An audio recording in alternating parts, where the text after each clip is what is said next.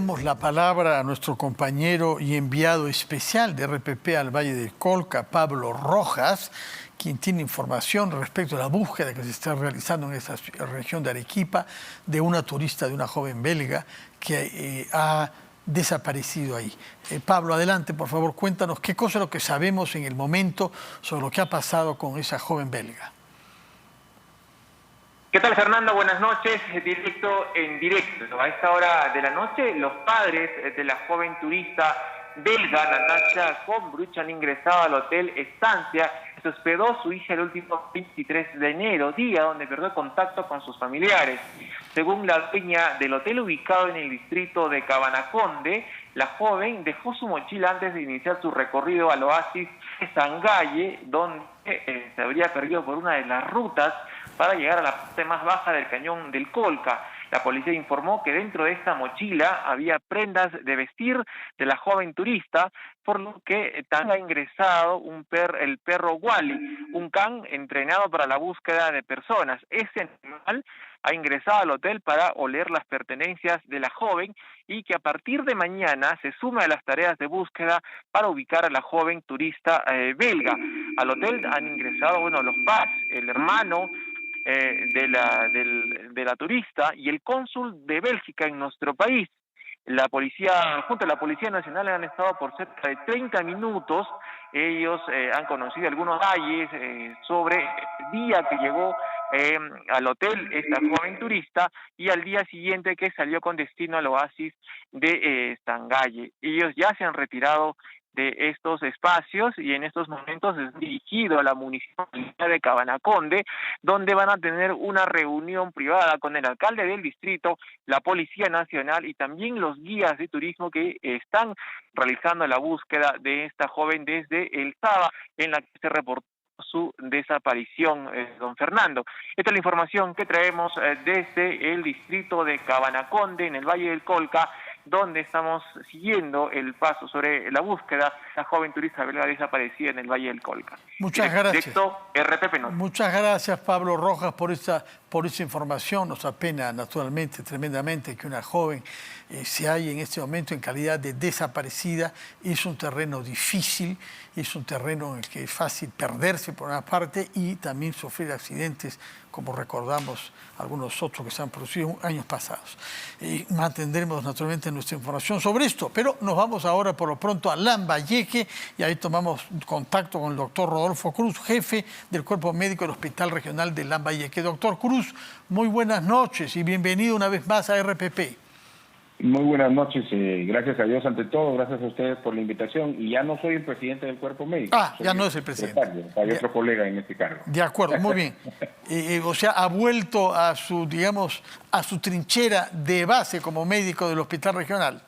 Nunca salí de ella jamás. Nunca salió de la trinchera, muy bien. No. En todo caso, lo recordamos, como usted sabe, por ese grito que ha sido memorable, que será una de las grandes referencias de estos años de pandemia. No tenemos gente para explicar las dificultades enormes de los médicos que de súbito tenían que hacer frente a una enfermedad que no se conocía y a recibir muchos más pacientes de lo que estaban previstos. ¿Cómo se halla hoy, en este momento, con esta tercera ola que algunos dicen yendo hacia el descenso?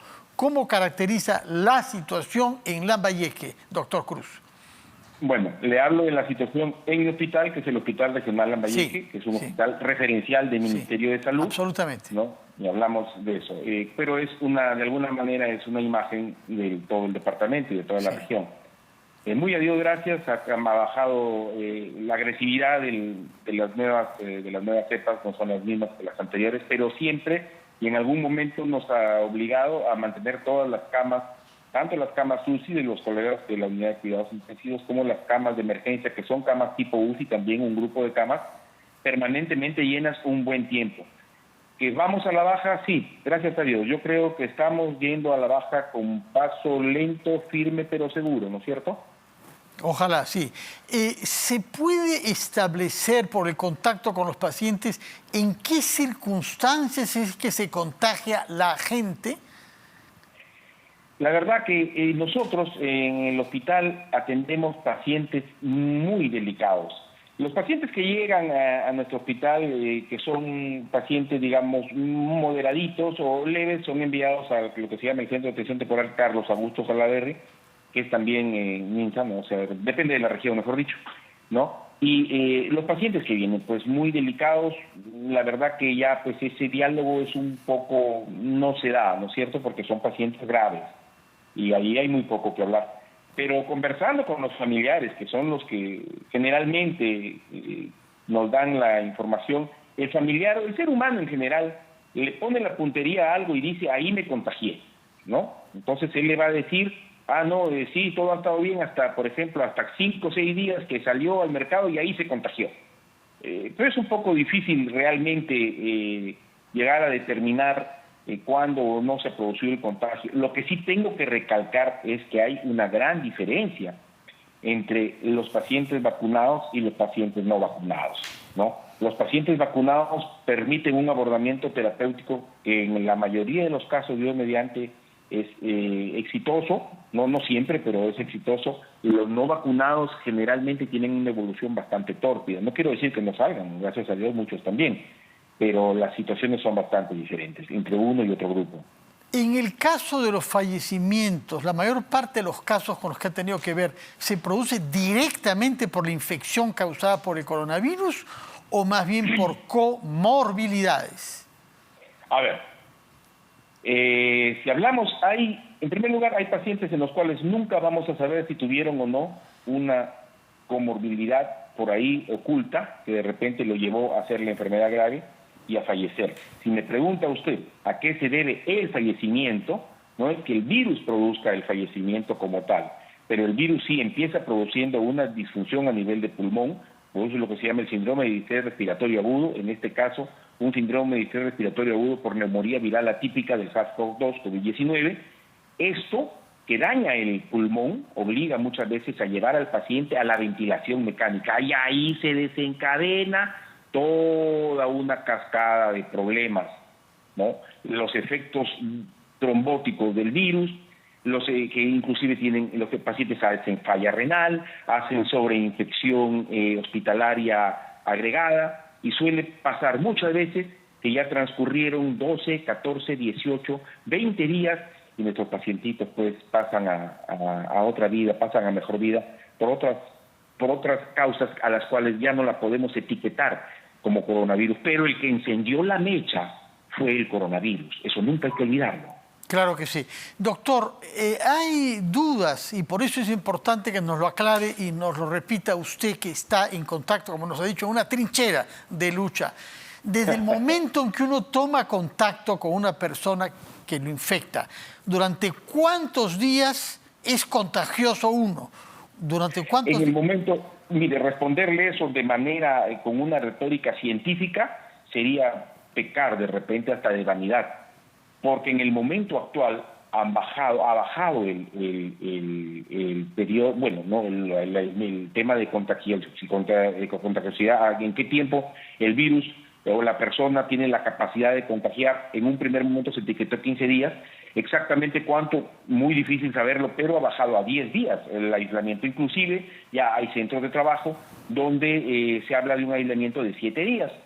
Entonces, yo lo que sí recomendaría, sinceramente, a toda persona que frente al primer síntoma, si está en un centro de labores, informe a Recursos Humanos sobre el problema que está atravesando, el problema de ser sintomático, para que Recursos Humanos tome las medidas del caso y dependiendo también del tipo de trabajo de la persona, porque no es lo mismo que de repente usted trabaje en una cabina solo, por ejemplo, ¿no?, manipulando una maquinaria pesada, a que usted trabaje de repente en una situación en la cual esté en contacto con un grupo grande de personas y que tenga que estar con voz alta y todo eso. Entonces, las situaciones son diferentes. Lo que no se debe hacer jamás es ocultar información. Ocultar información, claro que sí. Ahora, una última pregunta, por favor. El grito aquel que usted pronunció, no tenemos gente, fue escuchado en el Ministerio de Salud. No lo quieren disponer con sus jefes de Lima, pero díganos, ¿se ha hecho una política para tener, en la medida de lo posible, especialistas y médicos en la cantidad necesaria en las regiones? Mire, más que escuchado por el Ministerio de Salud, que yo no sé si fue porque se habló ahí, ¿no? pero tuvimos la visita del ministro de Salud de aquel entonces, pero tengo que reconocer que en su momento, bueno, la región de alguna manera tomó cartas en el asunto. Nosotros llegamos a ser el hospital, uno de los hospitales del Perú, por no decir el hospital que tenía el mayor número de cadáveres en sus corredores. No nos olvidemos de eso. Sí, no, lo recordamos 60, terriblemente. 80, Sí, 90 cadáveres, 90 cuerpos, 90 respetables cuerpos que en su momento fueron templo y sagrario del Espíritu Santo. Estaban en los corredores del hospital. Entonces se trajo un frigorífico que gracias a Dios permitió darle más dignidad al tema del manejo de los cuerpos de nuestros pacientitos fallecidos. Y bueno, gradualmente se fue también, por ejemplo, el hospital, después se incorporó una planta de oxígeno, se empezó a trabajar con médicos generales, porque especialistas no tenemos, ¿no es cierto? Me alegra que su grito haya servido para eso. Muchas gracias y felicitaciones. No creo que haya sido por mi grito. El grito expresó, se volvió como un símbolo verdaderamente de una protesta, ¿no? Muchas gracias, doctor. Y gracias por las buenas noticias que nos ha dado sobre la evolución de la pandemia allá. Ha llegado la hora de darle la palabra a Jaime Chincha, que va a hacernos un adelanto de lo que era previsto para Nada Está Dicho. ¿Cómo estás, Fernando? ¿Cómo te va? En minutos conversamos con Jorge Nieto Montesinos, voceado premier, el que podría jefaturar el cuarto gabinete de este gobierno. También conversamos con Gabriel Quijandría, él ha sido ministro del Ambiente, él y otros exministros y exviceministros y exviceministras han firmado un pronunciamiento pidiendo personas calificadas en el MINAM. Y luego, a un año exactamente de la llegada del primer lote de vacunas, conversamos con el doctor Elmer Huerta para ver cuánto nos cambió la vida, literalmente hablando, la llegada de las vacunas. En minutos, Nada Está Dicho, Fernando. Muy bien, Jaime, estaremos viendo entonces para ese comienzo de tu programa con Jorge Nieto, al cual se vocea como eventual presidente del Consejo de Ministros. Es todo por esta noche, les deseo una feliz noche y eventualmente, si lo tienen a bien, vernos mañana una nueva versión de Las Cosas Como Son. Muy buenas noches.